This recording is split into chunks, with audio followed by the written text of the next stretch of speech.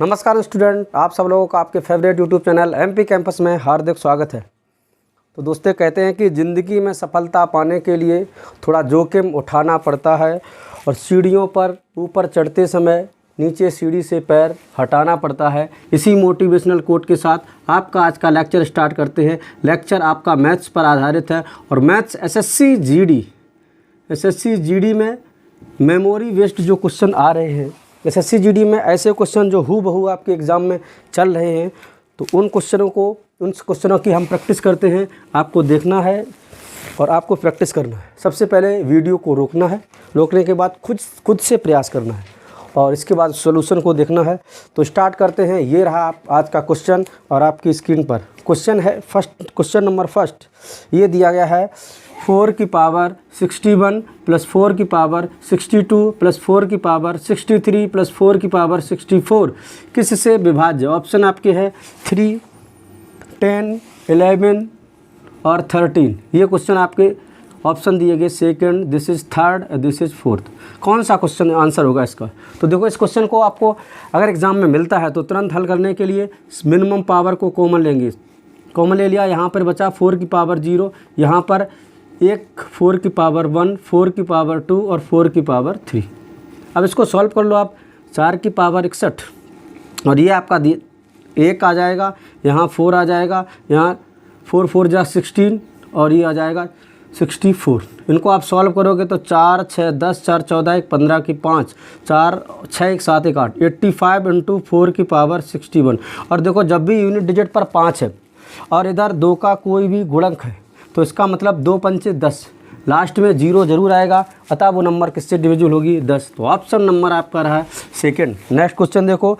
Next question दिया गया है आपका स्क्रीन पर 7 8 स्टार 3 9 4 5 7 8 स्टार 3 9 4 5 11 से विभाज्य है। 11 से विभाज्य है, डिविजिबल बाई 11।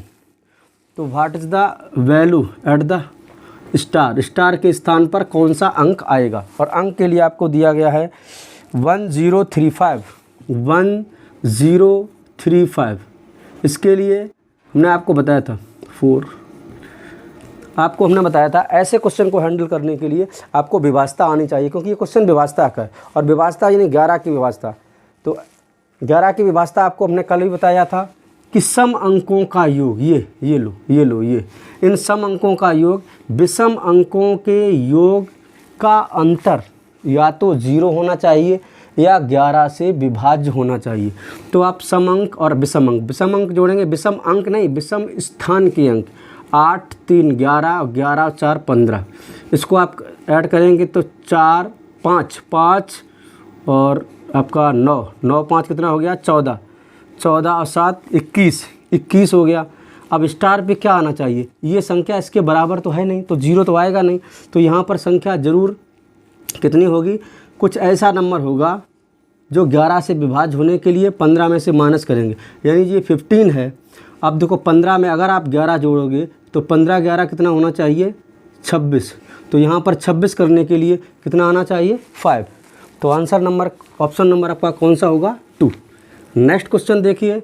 ये रहा आपकी स्क्रीन पर क्वेश्चन नंबर 3 दिया गया है 1/1 into 4 1/4 into 7 plus 1/7 into 11 plus 1/11 into 3 7 3 10। Sorry, गलत हो गया या 10 हो गया। 7 इंटू 10 था शायद। 7 into 10 10 into 13 10 into 13 and 1/13 into 16। देखो, ऐसे क्वेश्चन को आप हैंडल कैसे करोगे? आपको ये देखना है इनका डिफरेंस कितना आ रहा है, कितना डिफरेंस आ रहा है। तो देखा, डिफरेंस सब में समान कितना है? 3 अगर डिफरेंस समान है तो ऊपर 3 होना चाहिए, लेकिन ये तो 3 है नहीं। तो ऐसे कंडीशन में क्या करेंगे? हम 3 बना लेंगे। मैथ है ये तो भैया, 3 बना लेंगे, यानी सब में 3 का मल्टीप्लाई कर देंगे। लो, कर दिया। लेकिन मैथ क्या करता है? जिसका मल्टीप्लाई करना है उसी का तो डिवाइड भी करना है, तो डिवाइड कर देंगे 1/3।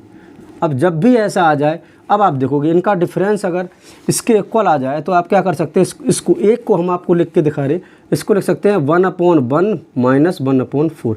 ऐसे अगर इसको लिखेंगे 1/4 माइनस 1/7। अब सॉल्व भी कर सकते हैं। देखो 4 बन जा 4, 4 में से बन गया 3 आ गया, 7 में से 4 गया 3, 4 × 7। तो इसी तरह से डॉट डॉट डॉट डॉट और यहाँ आ जाएगा 1/13 माइनस 1/16। अब देखो इससे ये कैंसिल हो जाएगा, इसी तरह सब कैंसिल होते चले जाएंगे और आपका क्या बचेगा, यहाँ आएगा 1/3 और यहाँ आ जाएगा 1 माइनस 1/16। यानी इसको आप सॉल्व करोगे तो 1/3 और 16 एकम 16 यानी 15/16, 3 × 5 = 15, क्या आ जाएगा 5/16। ये आपका ऑप्शन नंबर सही रहेगा सेकंड। ठीक है भैया, नेक्स्ट क्वेश्चन देखते हैं। नेक्स्ट क्वेश्चन आपकी स्क्रीन पर आ रहा है। वीडियो को आप पूरा देखो, स्किप करने की कोई आवश्यकता नहीं है। अगर आप स्किप करते हो तो ऐसे ही क्वेश्चन अगर एग्जाम में आएंगे तो वहाँ आपको टाइम लगेगा। क्वेश्चन नंबर 4 ये कह रहा है किसी वस्तु को 20% और X% की 2 क्रूक छूट के बाद 680 रुपये में बेचा गया। मतलब सेलिंग प्राइस इसका दे दिया गया, इसका सेलिंग प्राइस है 6480 रुपये और कह रहा 2 क्रमिक छूट दी गई और उसका अंकित मूल्य दे दिया गया भैया 9000 रुपये। अच्छा 9000 रुपये और 2 क्रमिक छूट है। क्रमिक छूट लिखेंगे, एक तो आपकी 20% है और दूसरी कितनी % है यही पूछा गया। तो बहुत अच्छे तरीके से देखो 9000 रुपये अंकित मूल्य और 20% छूट दे दी। इसका मतलब 9000 का 20% आ गया 1800। यानी ऐसे कर लेंगे आप, 9000 का 20% आप निकाल लेंगे 1800 रुपये। अगर 1800 रुपये छोड़ दिए, 9000 में से 1800 छोड़ दिए तो वो वस्तु 7200 की कितनी होगी 7200। अब ये चीज़ 7200 में बेचनी चाहिए, परंतु इसमें कह रहा और भी छूट दे रहा है X%। यानी कितने की चीज़, ये 7200 की चीज़ 6480 में बेच रहा है, छूट कितनी दे रहा है 720। आप माइनस कर लेंगे तो 720 आएगा और 720/7200 × 100। बोलो भैया कितने % आ गया, लो 2 0 से 2 0 कैंसिल हो गया, दिस इज 10%। यानी एक्स्ट्रा जो छूट दी गई है वो आपकी छूट 10% है। देखते हैं नेक्स्ट क्वेश्चन। और नेक्स्ट क्वेश्चन आ रहा आपकी स्क्रीन पर। क्वेश्चन नंबर है 5। क्या कह रहा है क्वेश्चन नंबर 5, पढ़िए आप सभी लोग फिर उसका आंसर करिए। 5 कह रहा शंकु, अर्धगोला और एक बेलन। क्या कह रहा है, एक शंकु है, एक अर्धगोला है और एक बेलन है। अर्धगोला और बेलन मतलब एक कोन है और एक हेमिस्फीयर है और एक आपका बेलन है। ठीक है, मतलब सिलेंडर है। अब वो ये कह रहा है दोनों एक ही आधार पर रखे गए। अरे एक ही आधार पर रखे गए, दोनों का आधार एक ही है तो दोनों की त्रिज्या एक ही होगी। मतलब रेडियस रेडियस रेडियस, तीनों की रेडियस कैसी होगी, समान। हमने मान ली त्रिज्याएँ, इसकी त्रिज्या हमने मान ली r, कितनी मान ली r।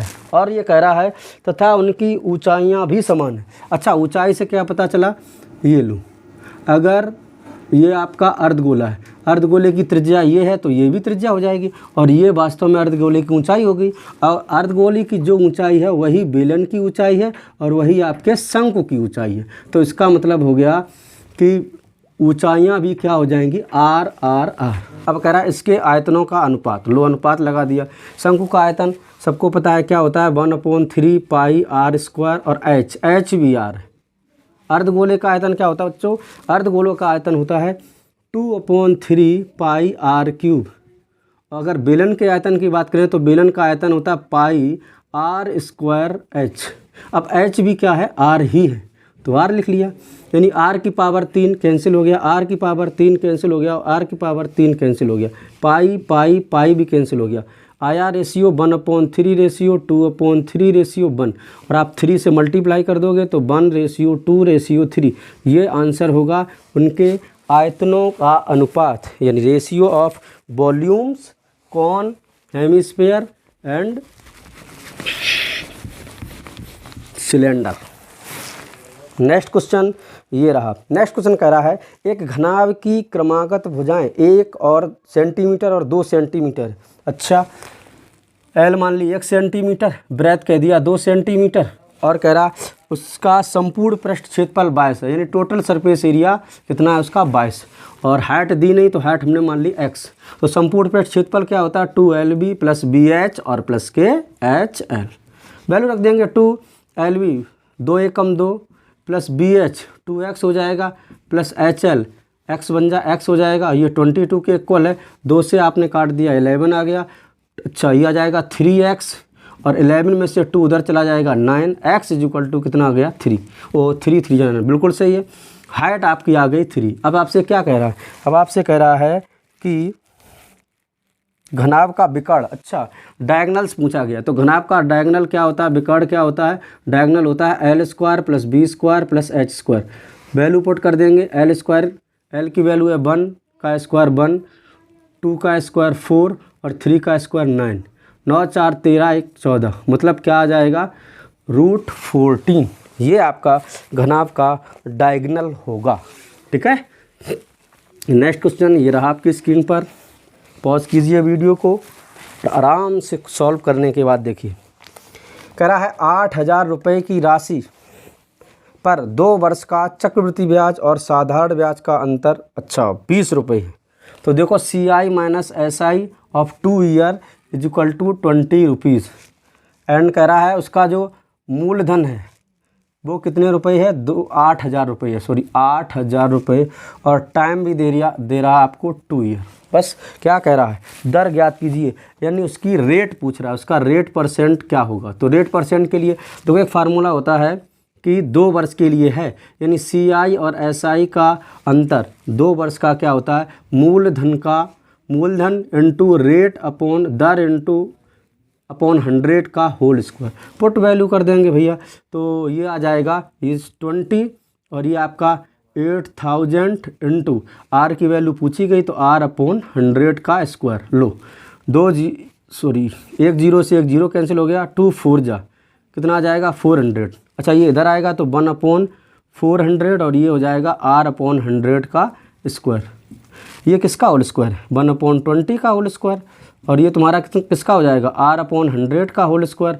अच्छा स्क्वायर से स्क्वायर काट दिया, ये आ जाएगा 1 अपॉन 20, इधर कर देते भैया 1 upon 20 is equal to R upon 100, 20 2500, यानी R इज इक्वल टू 5 का 1 में मल्टीप्लाई करेंगे तो रेट आपकी आ जाएगी 5%।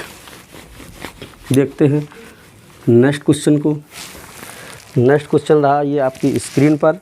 क्वेश्चन ये कह रहा है A किसी कार्य को 18 दिन में करता है और उसने 12 दिन काम किया, शेष कार्य B ने 8 दिन में किया, तो B अकेला उस काम को कितने दिनों में करेगा। A किसी काम को 18 दिन में करता है। देखो A किसी काम को अगर 18 दिन में करता है तो हमने उसका कुल कार्य भी मान लिया, कितना हो जाएगा 18 मान लिया, तो इसका मतलब A की क्षमता कितनी आ जाएगी A।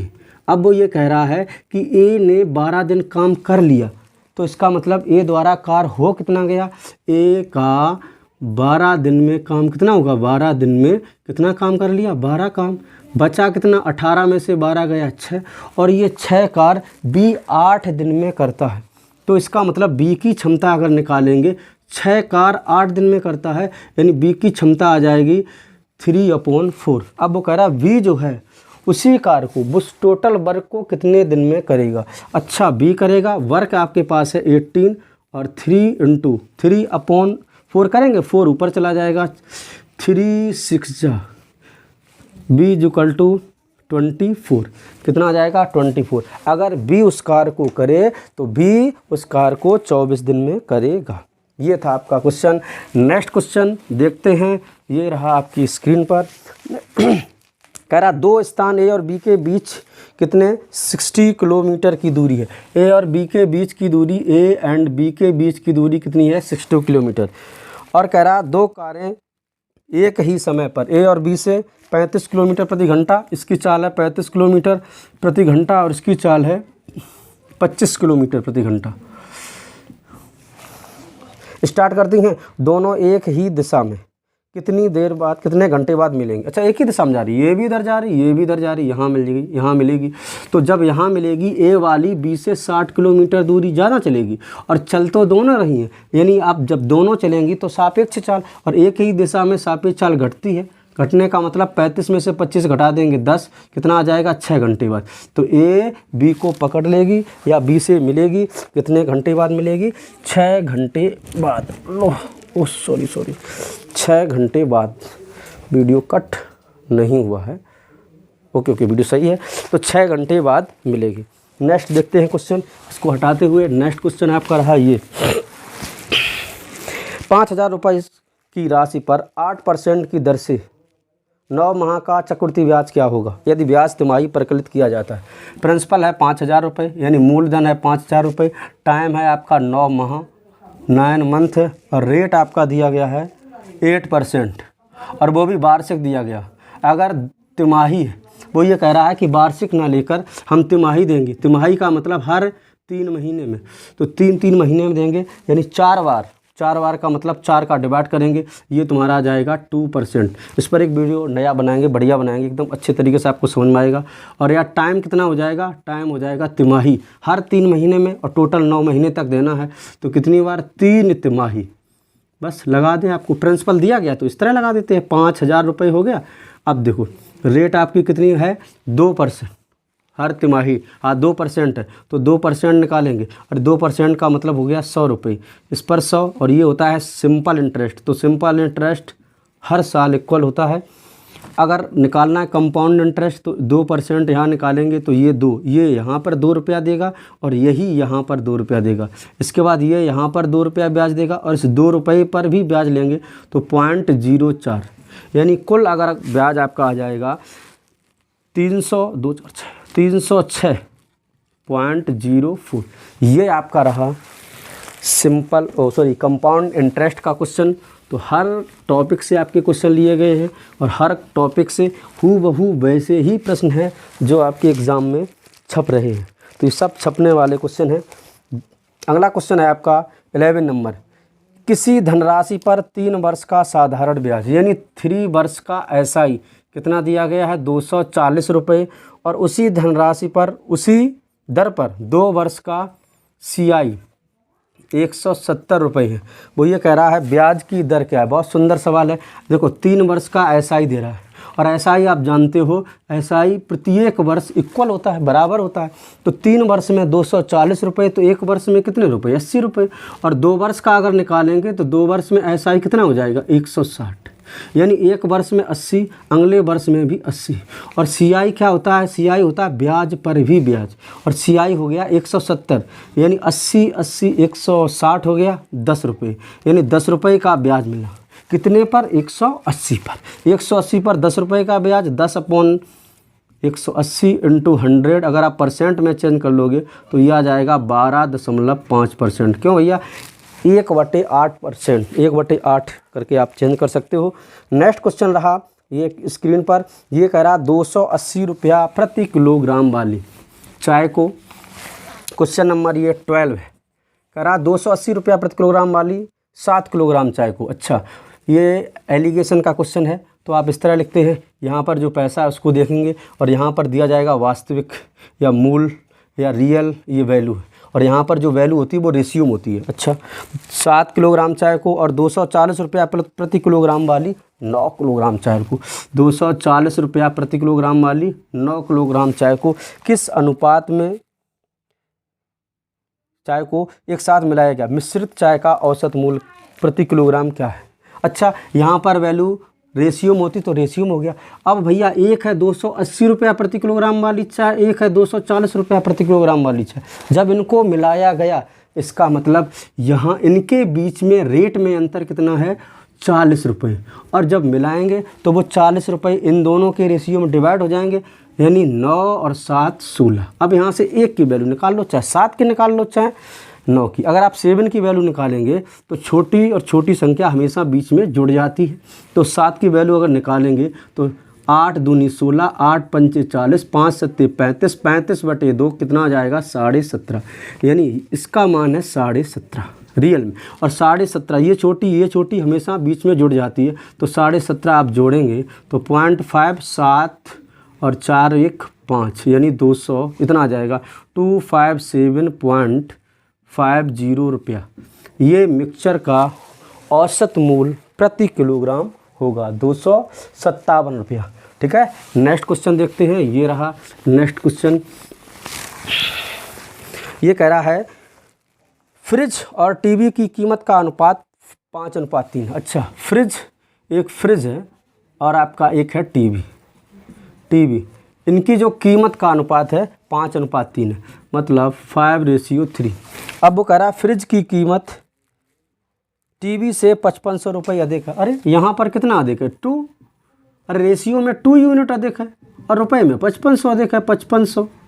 तो वो क्या कह रहा है, किसकी वैल्यू पूछ रहा है? फ्रिज की कीमत बताओ। बहुत सरल, 5 की वैल्यू निकालने, यानी 5 यूनिट की वैल्यू निकालने, अपॉन में एक्स कर देंगे, यूनिट से यूनिट्स कट जाएगा, 2 से इसको काट देंगे, 2 2 जा 4, 2 दूनी 4, 1 बचा, 2 सत्ते 14, 1 बचा, 2 पंचे 10, और x का अगर मल्टीप्लाई कर देंगे तो 0, 5 25, 5 सत्ते 35, 2 37 के साथ हाथ से लगे 3, और 5 दूनी 10, 3 13, 13,750 रुपये। ऑप्शन नंबर आपका है थर्ड। नेक्स्ट देखते हैं। नेक्स्ट बहुत सुंदर, बहुत छोटा क्वेश्चन है। देखो ये कह रहा है 9 क्रमागत विषम संख्याओं का औसत 53 है। 9, 1 2 3 4 5 6 7 8 9। अब देखो जब भी 1 2 3 तो औसत संख्या यही तो आएगी, विषम संख्या औसत संख्या क्या आएगी? यही आ जाएगी। तो इसका मतलब 1 2 3 4 5, ये 5वीं संख्या, और 5वीं संख्या ही औसत है। वो तुम्हारी है कितनी? 53। वो ये कह रहा है छोटी संख्या बताओ। जब भी छोटी संख्या तो -2 -2 -2 -2 आप करके लाएंगे तो 2 4 6 8 घटा देंगे। 53 में से 8, 53 में से 8 घटाएंगे, 13 में से 8 गया 5, यानी हाँ क्या आ जाएगा आपका? 45। ठीक है। तो आप लोगों से निवेदन है, वीडियो को ज़रूर शेयर करें, सब्सक्राइब जरूर करें, और अधिक से अधिक जितना चाहो उतना शेयर करें और सपोर्ट भी करें। नेक्स्ट क्वेश्चन रहा आपकी स्क्रीन पर ये, मनोज किसी वस्तु को अंकित मूल्य पर 25% छूट के साथ खरीदता है। अच्छा, ये MP हो गया और ये आपका हो जाएगा खरीदता है यानी CP। 25% की फ्रैक्शन आप लोग जानते हैं, 25% की फ्रैक्शन होती है 1/4। अगर 4 रुपये इसका अंकित मूल्य है, 1 रुपया की छूट देता है तो वो 3 में खरीदता है। ठीक है। और वह 660 रुपये में बेचकर 10% का लाभ कमाने के लिए CP और SP होना चाहिए। तो 10% का लाभ, अगर 10% मतलब होता है 1/10। ठीक है भैया। 10 CP है तो 1 का लाभ 11 में बेचेगा। यहाँ पे खाली है तो 3 रख देंगे, यहाँ खाली है तो 10 रख देंगे। ये तुम्हारा 10 चौको 40, यह आ जाएगा 30 और यह आ जाएगा 33। अब क्या करा, बेच कर 660 में यानी 33 की वैल्यू दे रहा है, 33 यूनिट की वैल्यू दे रहा है 660 रुपये। तो 2 जा कितना आ जाएगा? 1 यूनिट की वैल्यू आ जाएगी आपकी 20। क्या कह रहा है? वस्तु का फ्रिज की कीमत क्या है? कॉस्ट प्राइस पूछ रहा, तो कीमत मतलब 30 की वैल्यू पूछ रहा। तो 30 यूनिट की वैल्यू क्या हो जाएगी? मल्टीप्लाई कर देंगे, 30 × 20, बोलो कितना आ जाएगा? 600 रुपये। ठीक है। अपने सुविधा के अनुसार इसको देख सकते हो, स्पीड बढ़ाकर भी देख सकते हो और स्लो करके भी देख सकते हो। नेक्स्ट क्वेश्चन रहा। नेक्स्ट क्वेश्चन कह रहा है, एक दुकानदार ने 20 रुपया प्रति दर्जन की दर से 510 अंडे खरीदे। Very good. 30 अंडे टूट जाते हैं, तो टूट जाने दो, लेकिन फिर भी पैसे तो उस पर 510 के पड़े।